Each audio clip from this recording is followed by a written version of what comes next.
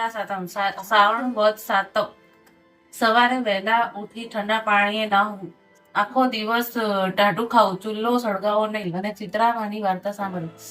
એક ઘરમાં બે વહુઓ હતી. રાંધણછઠનો દાડો આવ્યો. નાની વહુને રાંધવા બેસાડી. નાની વહુ મધરાત સુધી રાંધી રાંધીને થાકી ગઈ.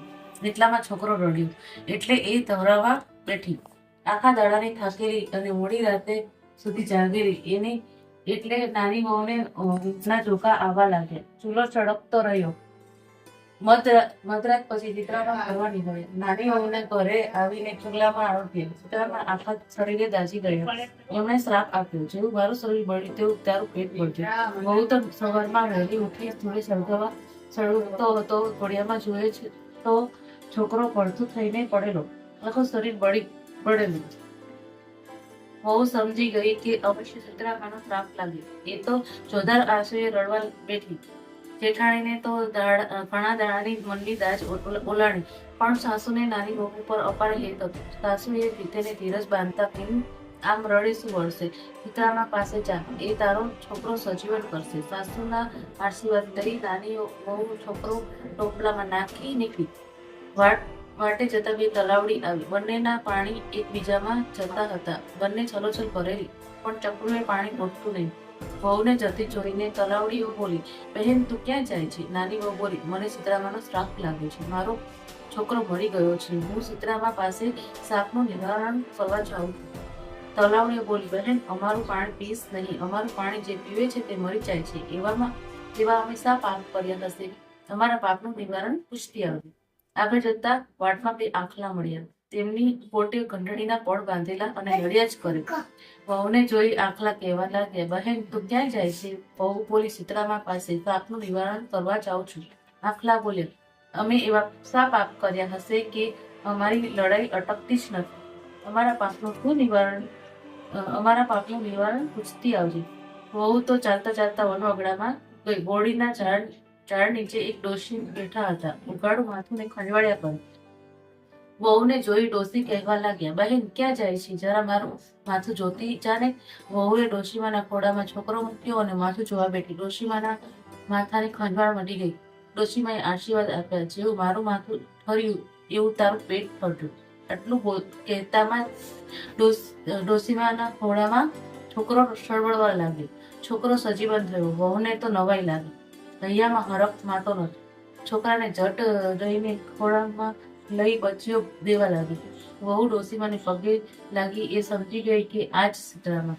વહુ હાથ જોડીને કહેવા લાગી, માં તમારા આશીર્વાદથી જ મારો છોકરો જીવતો થયો, નહીં તો થાત નહીં. ચિત્રામા મારું પેટ તમે જ ઠાળ્યું. વહુએ પૂછ્યું, મને વાટમાં બે તલાવડીઓ મળી. પાણીની છલોછલ ભરેલી છે, પણ તેમનું પાણી કોઈ પીતું નથી. એમના શા પાપ હશે? ચિત્રામા બોલ્યા, ભવે બને સોંપ્યો હતી. ઘરમાં રોજ કજિયો કરતી. કોઈને છાશ શાક આપે નહીં, અને આપે તો પાણી નાખીને આપે. એ પાપે એમનું પાણી કોઈ પીતું નથી. શું એમનું પાણી પીજે એટલે એમના પાપ દૂર થશે? વહુએ પૂછ્યું. વાટમાં બે આખલા મળ્યા. તેમની કોટે ઘંટડીના પડ બાંધેલા હતા. તેઓ નિત્ય લડ્યા કરે છે, પણ તેમને કોઈ છોડાવતું નથી. એમના શા પાપ હશે? ચિત્રામા બોલ્યા, ગયે ભવે બે દેરાણી જેઠાણી હતા. કોઈને દળવા ખાંડવા દેતા નહીં. એ પાપે એમની કોટે ઘંટડીના પડ છે. તું એ પડ છોડજે, એમનું પાપ ટળી જશે. વહુ તો ચિત્રામાના આશીર્વાદ લઈને છોકરાને રમાડતી ઘરે જવા નીકળી. જતા પહેલા આખલા મળ્યા. એમને ચિત્રામાની વાત કરી અને કોટેથી ઘંટડીના પડ છોડી નાખ્યા. બંને આખલા લડતા બંધ થયા. આગળ જતા તલાવડીઓ આવી. વહુએ ચિત્રામાની વાત તલાવડીઓને કરી અને પાણી પીધું. તલાવડીઓ પશુઓને પંખીઓથી ભરાઈ ગઈ. બધા જ એમનું પાણી પીવા લાગે.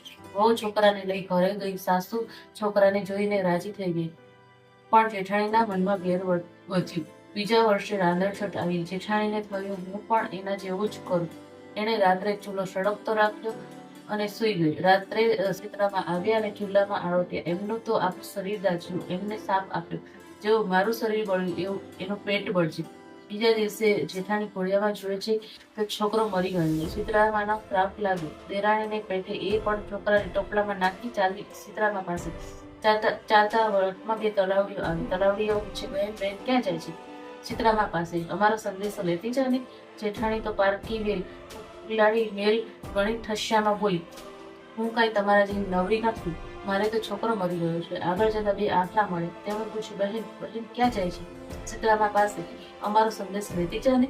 હું કાંઈ નવરી નથી એમ કહીને આગળ ચાલવા માંડી. જેઠાણી તો દૂર વગડામાં ગઈ. વગડામાં એક ઓરડી નીચે શીતળામા ડોશીનું રૂપ લઈને માથું ખંજવાળતા બેઠેલા.